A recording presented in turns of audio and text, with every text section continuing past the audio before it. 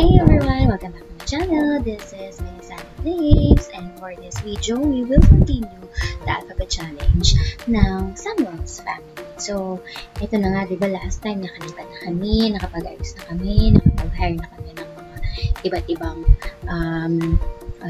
mga kasambahay. Ngayon, focus ulit natin sa pag-arrange ng konti pang mga bagay dito sa house. So, meron na kaming butler, na iba na nga, hindi na nga yung dati naming butler. So, bagong butler na to.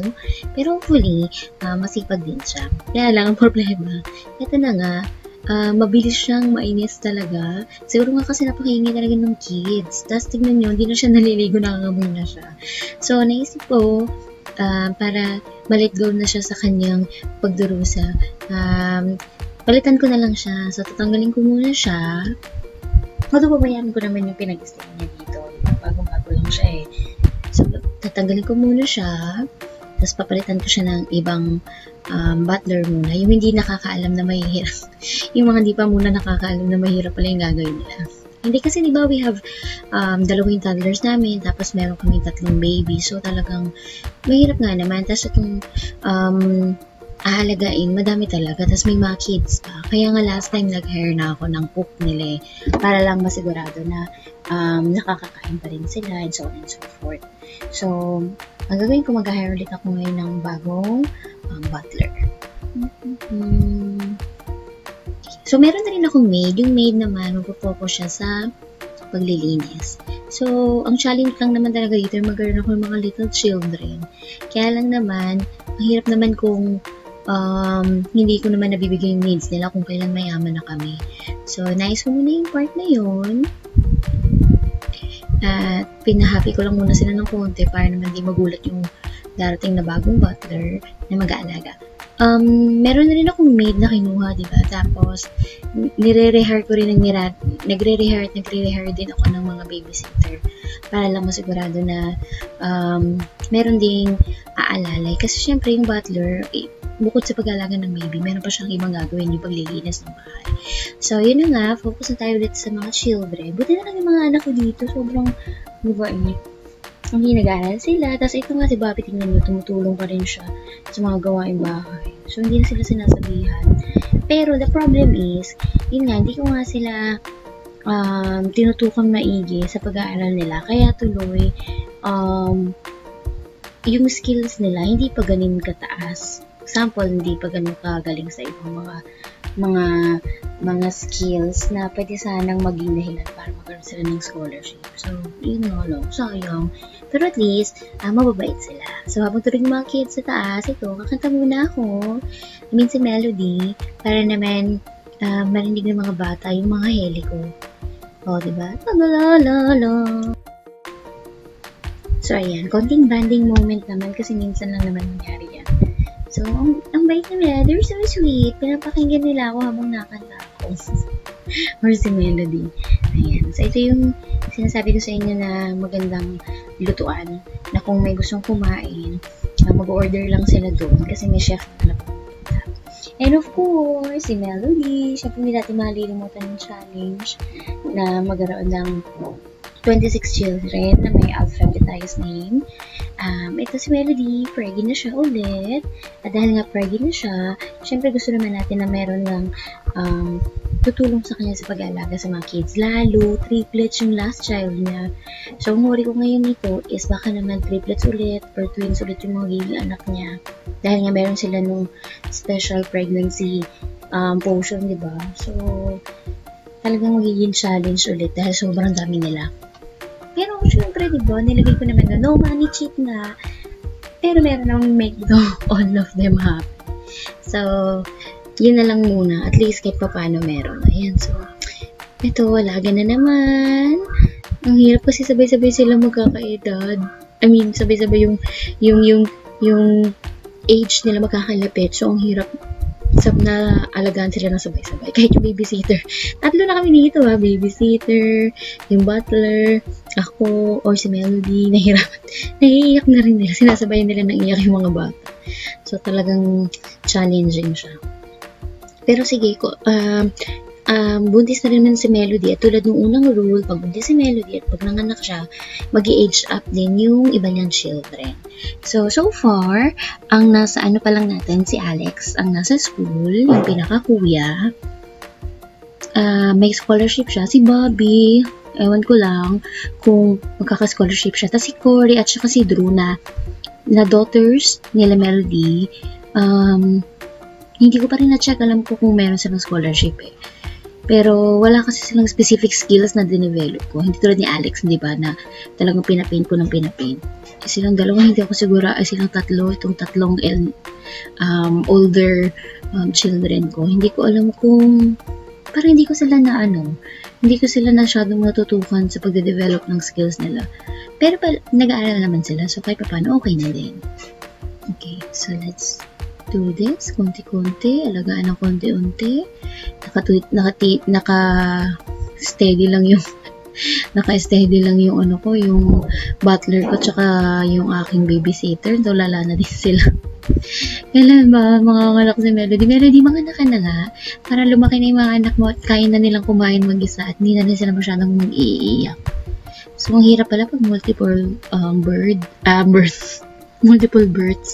Kasi nga, sabay-sabay din yung needs nila. At lalo na pag maliliit, syempre hindi pa nila kayang alagaan talaga na gusto yung sarili nila. So, kailangan alalayan talaga sila. So, ito na, nabibigyan na yung butler ko at saka ang aking babysitter. Hindi na nila binubuhat, hinahayaan na nila.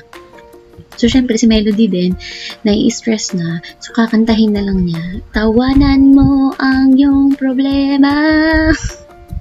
So, kailan ba siya manganganak? Para naman lumaki na ang mga children niya. Tapos na. Yan lang.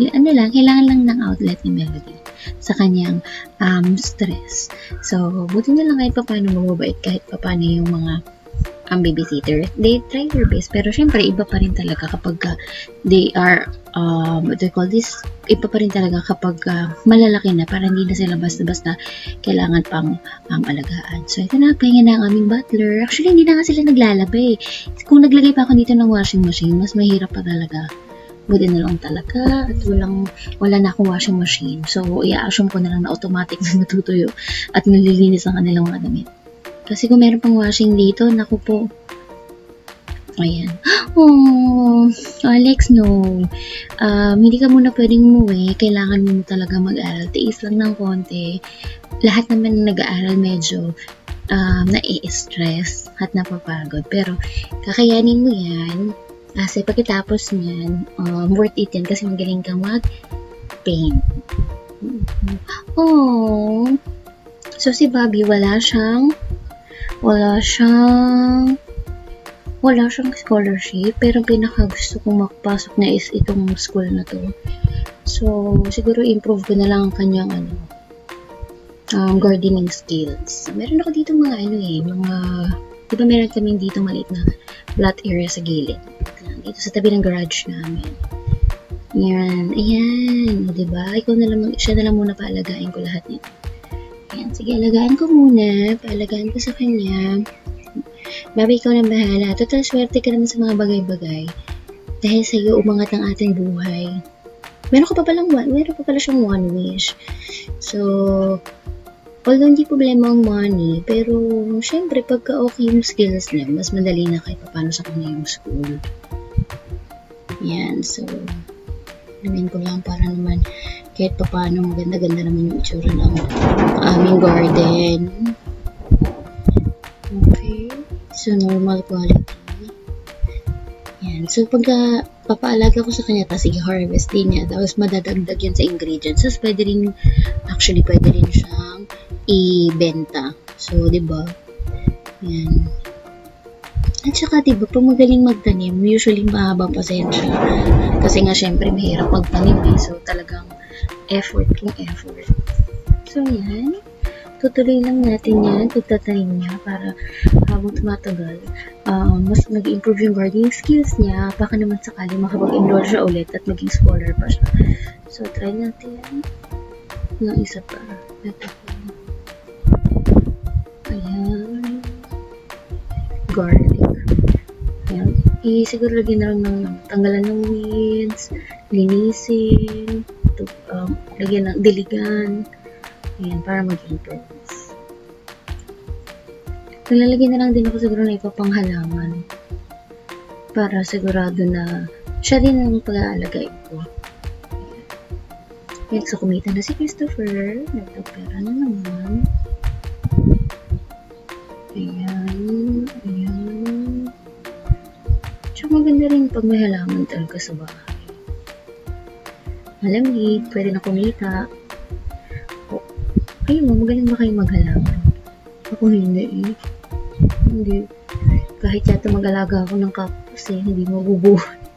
Kahit konting alaga na lang gagawin ko, hindi pa rin talaga maano. Pero may mga ganun talaga, no, gifted or skilled pagdating sa planting. Pero hindi ako.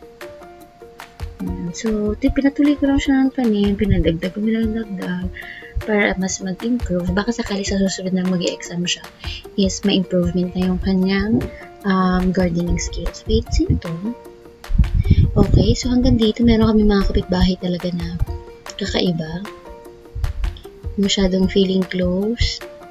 Okay, napansin ko rin na medyo madilim yung bahay namin. So, baka sa susunod adjustan ko, lagyan ko ng konting lights or lagyan ko ng lights yung labas ng bahay para man lang medyo maliwanag. Sobrang madilim eh. Diba madilim? Hindi nyo halos makita yung nasa loob. So, siguro titipid na sila. Teka lang, para may umaano sa garden ko. Bobby. Wait lang. Sino to? Ano ginagawa niya? Kinakain niya? Bakit? Bakit mo kinakain? Hindi ka nagpapaalam, girl. Hello? What is that? What is that? Ay. Okay, mayroong may-ari. Akala ko stray. Wala na. Sayang naman yung mga inalagaan ko. I mean, pinaalaga ko kay Bobby. Wala nang choice kundi talagang linisin, ayusin dahil pinagkakain itong aking kapitbahay na hindi man lang nagpaalam. Sana nagpaalam ka? Kakaloka ka, kinuha may mga pagkain. May mga tanim ko. Ginawa ko nga ito para madagdagan yung skills niya. Tapos kukunin mo. Hindi ka man lang nagpaalam ng maingit. Maganda siguro lagyan ko ng parang signage na bawal pumunta dyan kapag hindi naman sa'yo at bawal mo kainin. Pero in the first place, nagtataka ko, may bakod eh. Paano ka nakapasok? Like, saan ka dumaan at nakapasok ka dito sa garden? Konti na nga. Hello? Ano to? Anong ginagawa niya sa mga tanim ni Bobby? Sino ba itong mga to? Bakit ganito yung mga tao dito? Ang lalakas ng trip nyo. Bobby. Sisira yung puno mo. Nakakaloka. Ayun yun ang ganyan talaga gusto nyo, yung fresh from the garden. Kayo ba nagagalit sa akin? Ayos to Improve na sana Excuse me. Ano na? Nangyari? Anong ginawa ninyo? So, mukha wala silang balak na tumigil sa ginagawa nila. So, sige, sirain nyo na lang. Total, gagawin ko na lang ng paraan sa susunod. Naghanap pa ng backup nung sinawa. Ano to? Ano nangyayari sa mga kapitbahay namin dito? Bobby, ganito ba talaga dito pag nagdidilim? Ay, mangangarap ko sa Melody. Melody. Okay, sige. Tama-tama. Pag nanganap mo sa Melody, i-age up na natin ang mga kids. Pag-age up nila, medyo mas konti na lang yung babantayan ng mga babysitter at ng butler. Hindi na rin sila masyadong stress. Tapos na si Melody. Okay, so nandito naman si Bobby. Pero kailangan pa rin natin ng kahit pa paano magbabantay sa kanila na ingay. Although, nandito naman si Bobby, sila Drew, at sila Corey. Yan, kailangan pa rin dahil medyo maraming mga young ones ang nandito. 2 babies, and 3 toddlers. I mean 2 toddlers and 3 babies. So, madami yun. Kailangan meron silang babysitter. Habang nanganganak ng mga nila. Ilan na ba yung mga anak ni Melody? Ilan na nga ba? Ano kaya? Sa loob masyadong madami. Minsan pa naman nagkakaroon ng ano dito, quadruplets. Sa loob naman 4 yung magiging anak niya kasi nakakaloka naman kung 4. Yay! Baby boy! Okay, what's the name? Baby boy, si Jean. Yay! Meron kaya siyang kambal o meron siyang ka-triplet? Jean. Okay. Ito na lang siguro. Kaya, parang wala na kayo bang maisip na traits na pwede makatulong sa kanila. Kasi usually, yung mga traits na to, may katumba siya na magandang, what do you call this, magandang ugal, magandang skills. Okay, baby girl. Baby girl Chris. Oh, galing yan sa name ni Christopher. Chris. Si Chris. Okay, so far twins. So, nawala nga yung dalawang, nag-age up nga yung dalawa namin toddler. Mapapalitan naman ng dalawang panibagong baby at 3 bagong toddler. Dalawa lang, twins. Ay, goodness, buto na lang twins lang. Naku, kaloka, hindi na kinakaya. Although sa budget kaya, pero dun talaga sa effort na kailangan alagaan, medyo mahirap talaga. Meron pa nga akong ano yan ha, make all happy na code. Yung pera lang hindi. Pero, swerte naman sa pera dahil kay Bobby. So, thank you so much again, Bobby. Okay, so we're here na. Saan na yung mga ano? Saan sila? Hi! Welcome back! Buti na lang maganda na yung bahay nila na kahit pa paano maluwag yung space at ang dami na nilang baby. At so far, sana magtuloy-tuloy. I-check ko na ulit yung iba. Si Alex, ano na kayo mangyayari kay Alex? At sana sa susunod is makagraduate na siya. So, make all happy again. Vacation, hindi ka magbabakasyon. Christopher, kakapanganak ko lang, magbabakasyon ka. Tsaka ka na magbakasyon ha, Gigi. Hindi mo na ngayon. Kakapanganak lang na ha. Okay? Kalok. So, alam ko naman napagod si Christopher sa kanyang work. Pero naman, kaka-iri lang ni Melody ha. So, wag muna, okay? So, ito, back na si Bobby sa kanyang gardening skills. Kailangan niya itong i-improve para baka sakali magkaroon siya ng scholarship. Ayaw nga pala. So, dahil i-enroll ko nga si Bobby, dahil nanganak na, diba? Nanganak na si Melody, i-age up ko ng mga kids. Kailangan ko na rin i-age up yung mga ibang children. Tapos si Bobby, kailangan ko na siyang i-enroll sa boarding school tulad ng Kuya Alex niya. Na sana, okay pa si Alex. Tapos, pero bago yun, kailangan ko pa nga palang naku, kinakain na naman. naman. No muna, Alex. No, Alex. Tiis lang ng konti, ha? Pagkapasok na lang siguro ng mga kapatid mo, ha? Anyway, so naka-schedule na si Bobby umalis. Muna tayo sa Genie ng kanyang last wish. Genie, salamat talaga sa lahat dahil sa'yo nakaahon kami sa kahirapan. Kundi dahil sa'yo, yung 26 children na yun, baka nasa 6 pa rin. So, manghihiling tayo ulit kay Genie ng additional money.